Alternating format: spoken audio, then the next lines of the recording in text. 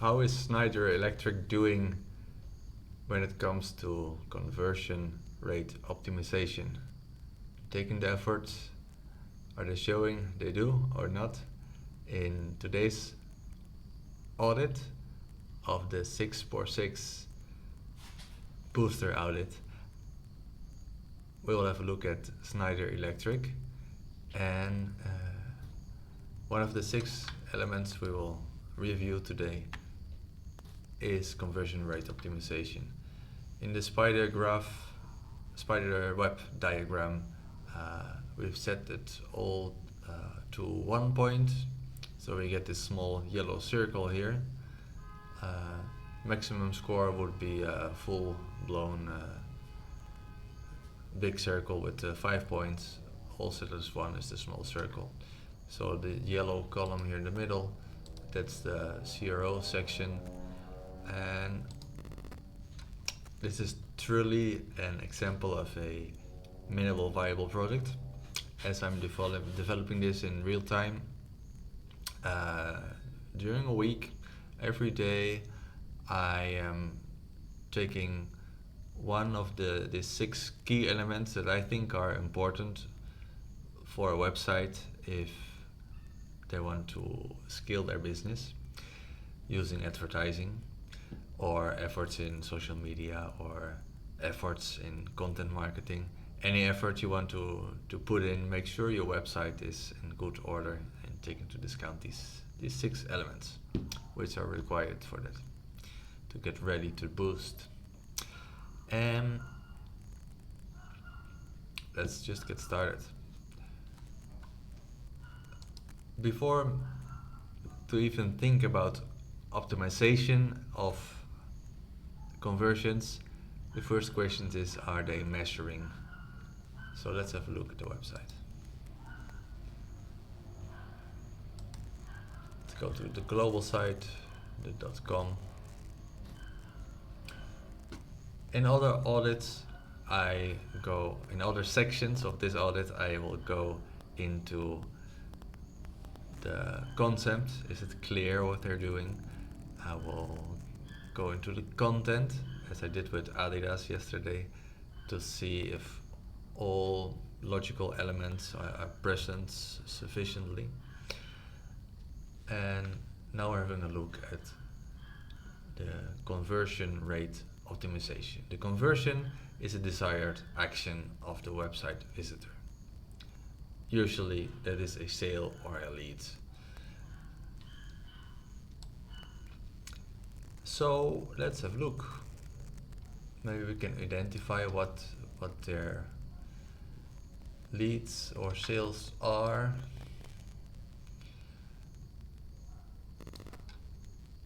Products and services. In this case, it doesn't really matter what they do. We just want to know if they're measuring it. So let's have a look in the back side of the site. View page source. In Google Chrome, with the right mouse, you can have a look at the website source. You see all kind of things here. We want to dive into the head section of the website. I will do it in a split screen, so it's not that boring. And we have some more tools popping up. And then we can have some interaction between the 2 sides of the screen. All tracking elements we expect to find in the head section of the website code. That is where the tracking is, and the body is basically what is creating the output that you're seeing. So the head section has a little bit of scripts and codes. Normally, for this audit, I would ask permission to look into the Google Tag Manager, Google Analytics, Google Search Console, all the relevant platforms to have a look at how the tracking is set up in detail. But in the first view from the outside, we can have a look at the head section to see what's going on. So we have meta tags,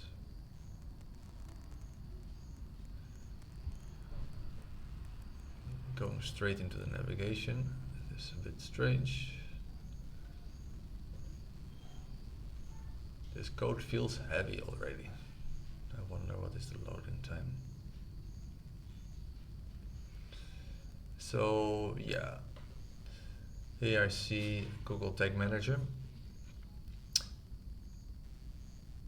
and several instances of Google Tag Manager. It would be strange. I think it's possible.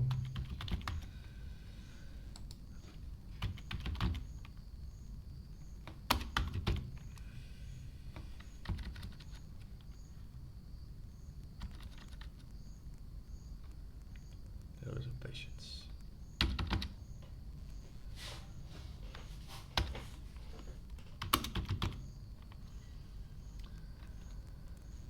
Google Tag 0 together. Google Tag. Yes.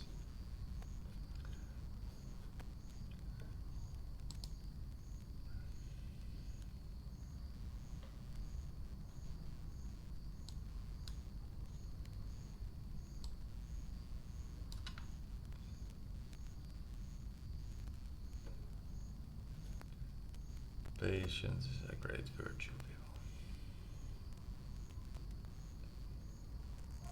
So to make this a little bigger. So my encoding is has an overflow. The video program, it says I need to change the settings. I have no idea what I need to change. So maybe if some videographer can tell me how to change the setting in ODS streaming software. Just keep saying it's overloaded. I need to use a faster encoder preset. I have no idea what that is. Everyone has his specialism. I am not a graphic designer, not a videographer, just trying to do my best, but I do know how websites should work. Okay, here we go. We have Google Tag Manager, and they have different instances. Is that good English? So maybe they have different version for the mobile version, the AMP version of the website. I don't know what is the specific reason, but the important thing is that they have Google Tag Manager installed, and probably inside the Google Tag Manager they handle all their measurement for the all the text. Google Analytics will be there, all the text to measure the desired actions. So that was maybe a bit abstract to you, so I will quickly move on to the next point. So the first section is to review the presence of Google Tag Manager. Does it have Google Analytics in it? Are the desired actions being measured? And when we dive into Google Analytics, the question is, are all traffic sources well identified? And here I think I will just give 1 point for each, so we get a maximum of 5. This is basically how the audit works. Then let's dive into the copywriting on a typical landing page. I'll try to move quickly to this. So it's important that you think about all these topics, look at the presence of certain elements, and don't go too deep into it. It's just a matter of observing it, seeing what's present, what's not, to get a general idea of in what areas the website is strong and where there is space for growth, space for opportunity. Let's have a look at the copywriting on a typical landing page. Let's get rid of this.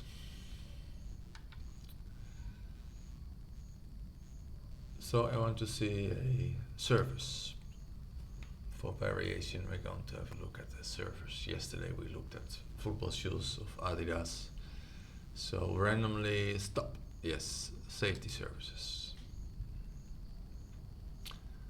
This is a typical landing page. Chose totally with my randomizer mouse. There we go. Field service, safety services. Okay. What do we expect to see? What do we expect to see? Did the title just change? No way. That is confusing. Yes. Wow. It is so funny that on this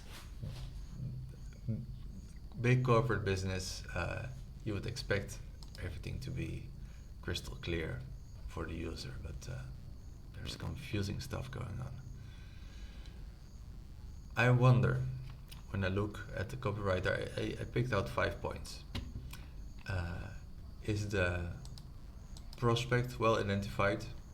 Is there a problem described? A good description of the solution and its benefits, and is there an offer made?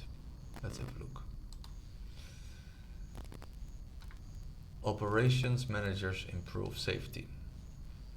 Our service plan helps operations manager blah blah. Okay, that seems very clear. A call out to operations manager.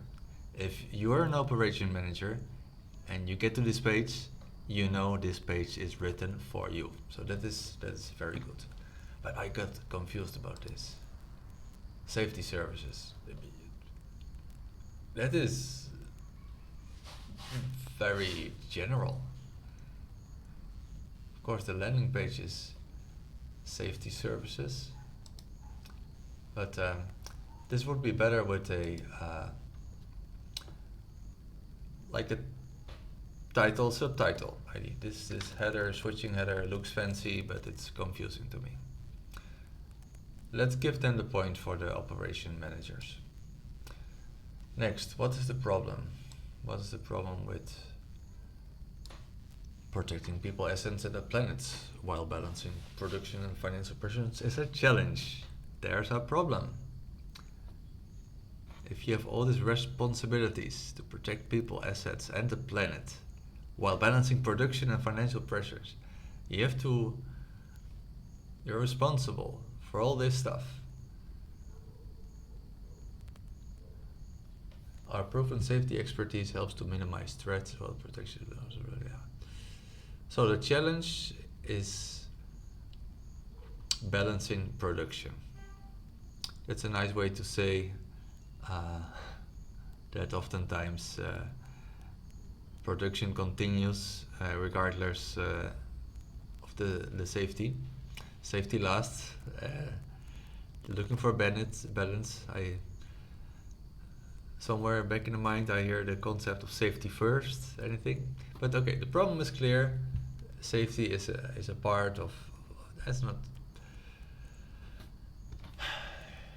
looks like AI generated text. Okay. Electrical distribution safety, there are different types of safety. It's kind of like an overview page. Let's dive a bit deeper to get to really where they're offering. This is like more like a navigation. I want to know about the consulting services. How they're offering those.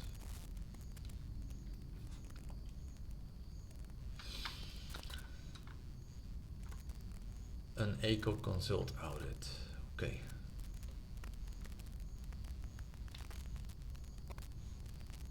I feel certain affinity with this because I'm offering audits as well, website audits. So the eco consult audit.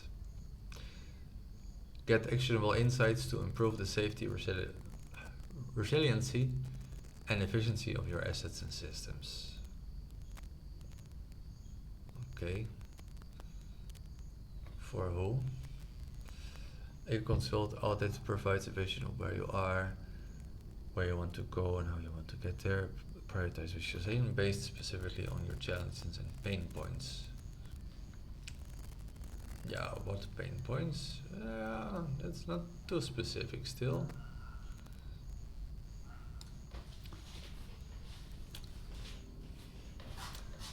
Assets and systems, that's very general.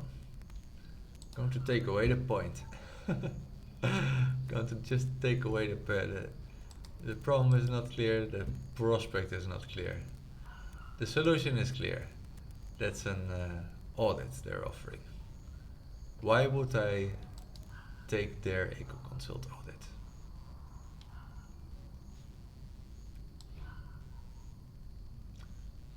Why would I do that? There's detailed products.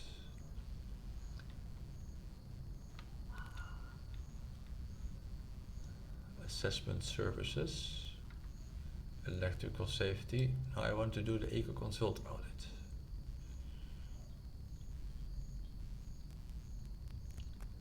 Benefits of EcoConsult audit. Okay. Domain expertise. That is a statement. That is not a benefit.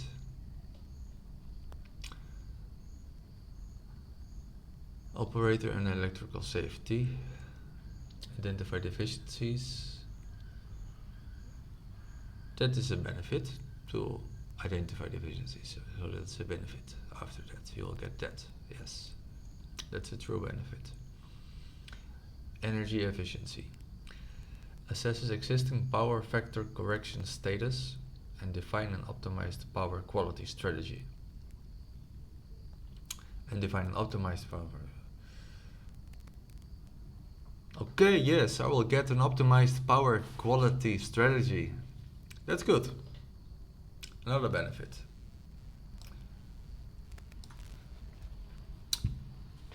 System resiliency boost. Sounds like something that I want. Improving system resiliency.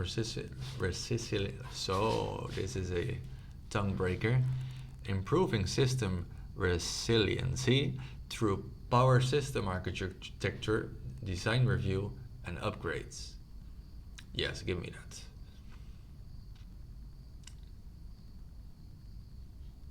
Again, that's like a feature. That's what you get. It's not what you get out of it.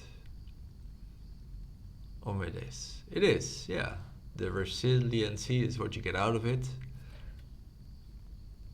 The design is what you get. Okay, it's okay. It's a benefit. Asset lifecycle management. Strengthen your electrical infrastructure with an evaluation of your assets and spare parts lifecycle status supported by our collaborative Schneider platform.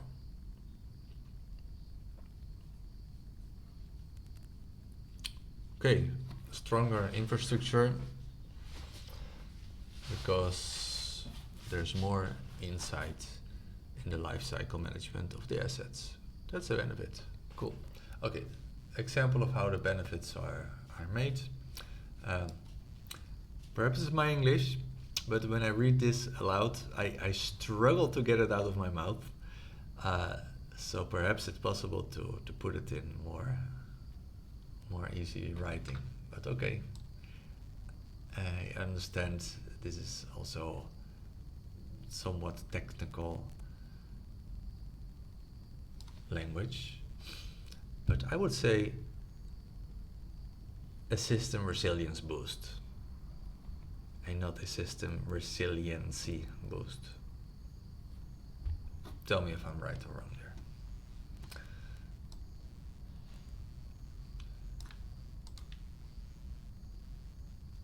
So these are the benefits. The solution is the audit. The benefits, we're seeing some. Let's see if we get an offer.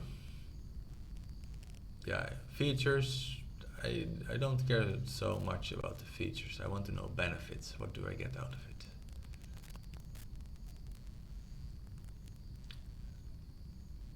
We'll leave the space open for other elements.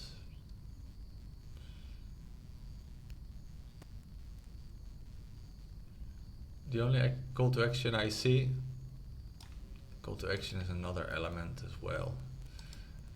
The offer first. Subscribe to email is the only. I am missing the offer here. So maybe it is included somewhere else.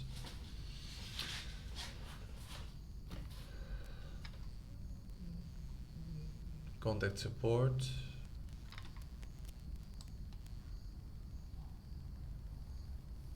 Learn more. Read the article.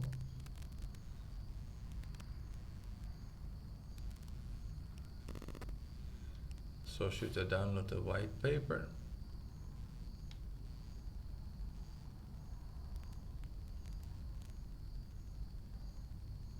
Or do I have to get my Schneider to be able to access this audit service? It's not clear.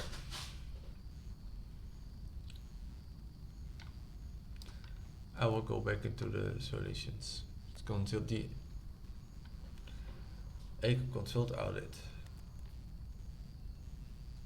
Contact support, that is the only option. But why would I contact support? I want to contact sales because I'm not a client yet. So there's some elements for thought. Yeah, I'm not going into it. I don't see any offer. So here on the bottom, there's just a where to buy, where to contact sales, but this is not in the text. There's not an offer made. Maybe this is because this is the global website and local distributors are offering the services. That's a possibility. I don't find it here. So we get like here 3 out of 5. The prospect is not well described and the offer is missing. So problem, solution, benefits are well described. Let's have a look at trust elements. So the HTTPS is like a no-brainer. Just you must have it nowadays. Payment methods. I don't see this is really relevant here, as it's a service business. So this is something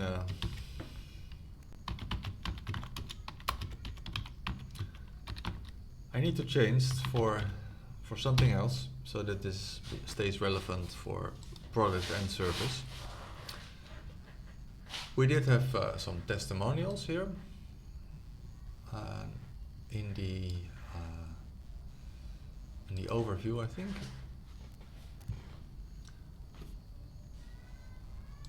Let's scroll down to the testimonials. Yeah, customer stories. Okay, that'll do.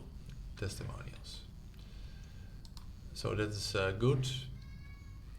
So let's give them like 1 okay, second doesn't count. Testimonials they have. There are 3 already. Third party reviews and trust icons.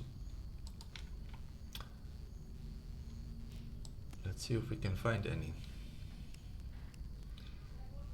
Impact company, I don't know if that is a self-proclaimed label or if that is some kind of a independent reward. Let's have a look. What is the impact company?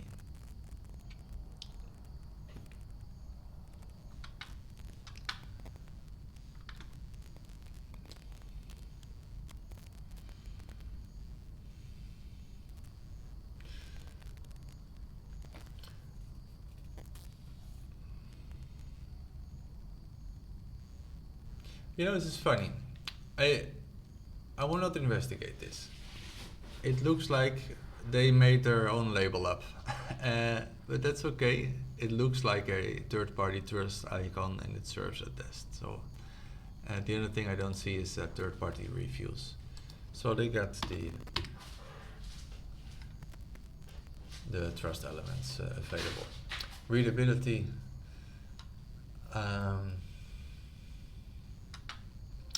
Let's have a look at that from a technical point of view. As you just heard, I could not find a way to pronounce the words on the site, so that is an indicator that something is not maybe needs to be rewritten for readability. But I didn't include this. I just look at really technical elements, mostly stuff that will inhibit you from reading the content. And because when we talk about conversion rate optimization, basically the base thought should be that a visitor of your website is inclined to interact with you, take your services, take your products. And in this journey, for some reason, it can change its mind and stop the journey and close the website. There can be so many reasons why people go away from your site. It can be because it's not clear that it's meant for them. That's the copywriting part. The first element in this audit is the measurement. If you're not measuring what's happening, you don't even know that the visitor has gone and when and why and where did he come from. There's this trust element that can make somebody say, nah, I don't trust this site.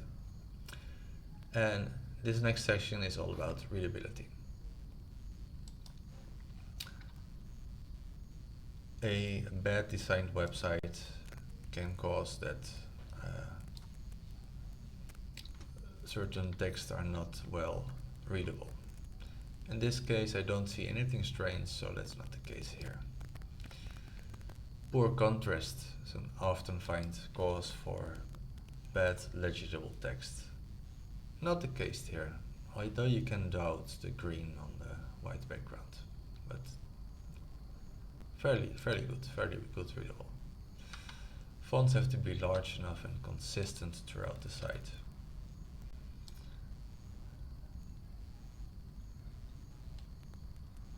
To me, the fonts were just about okay.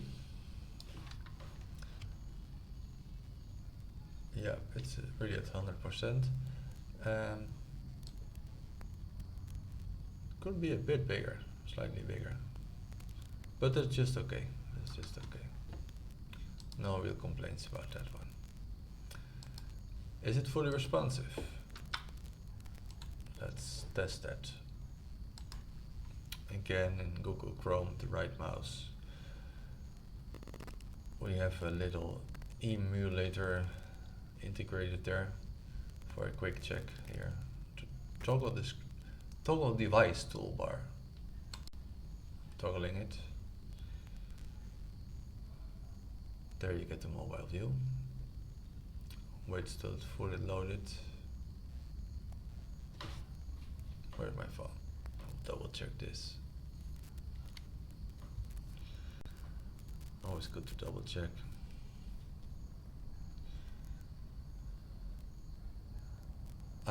Hey, there we have an annoying element that is blocking the text from being good, legible. You should not have any of these elements. They're annoying. Big feedback button on top of the text. So we were at 3 points and now we're back to 2 points for this one. Let's go to se.com on my phone as well at the same time to have a quick check.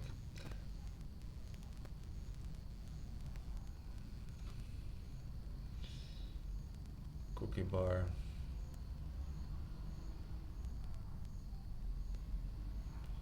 Here I don't see the annoying sidebar, browsing to a solution.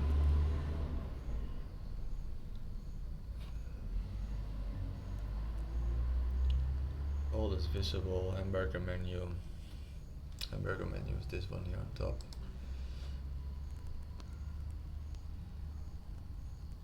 Yeah, it's working okay.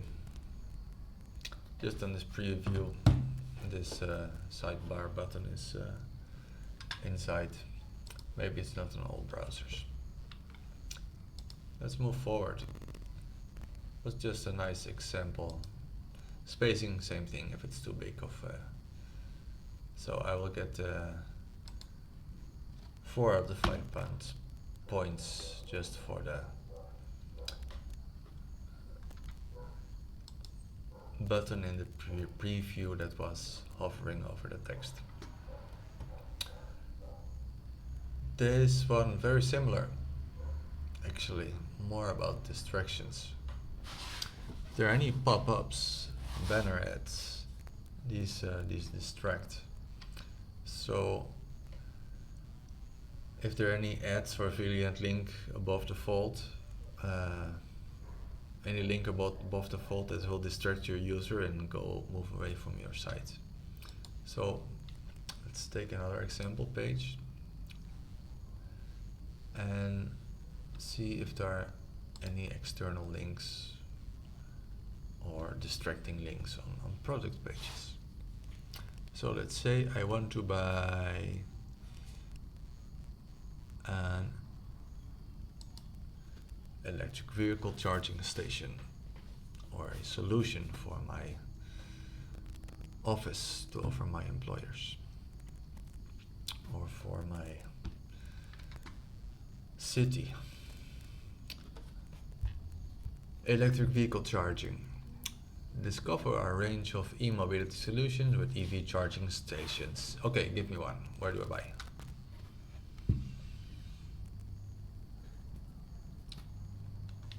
Give me 2. Yeah, give me 2. Yes. This one.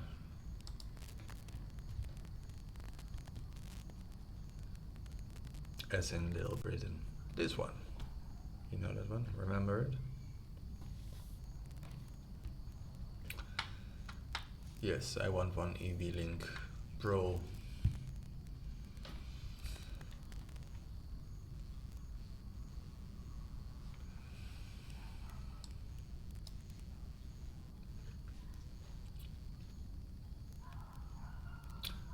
I do see some distracting outgoing links here. And I recommend to every website owner, every business, to not use these social sharing buttons. Why do we use social media? In the funnel thinking, you capture the audience on social media and you want to get them to your website and make a purchase. Boom.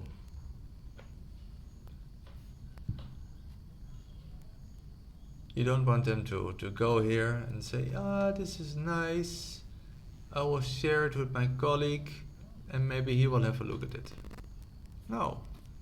You want the visitor to contact support and chat about support. Sales. You want them to contact sales to, okay, tell me what it costs. I don't want to know how it works. I want one, give me 2, 3. You know, sharing it on social media, email it to someone is postponing the order, postponing the purchase. Contact support. Why can I not leave my email here? But yeah, there's something else. That's another aspect. The thing is the distracting links here. Why are there social media links? That can only cause postponing behavior. I think people have them there because everybody has them. just they don't add anything. And I know there are certain blogs where they're sharing stuff a lot, but this is so technical. I really doubt if they are used at any extent. So get rid of the social media links on your website. You want the traffic to go to your website and not leak away. This is a link juice going to Facebook. This is link juice going to Twitter. Links energy. You're giving away the energy of your website. Your hard-earned organic visitors. You're losing them here.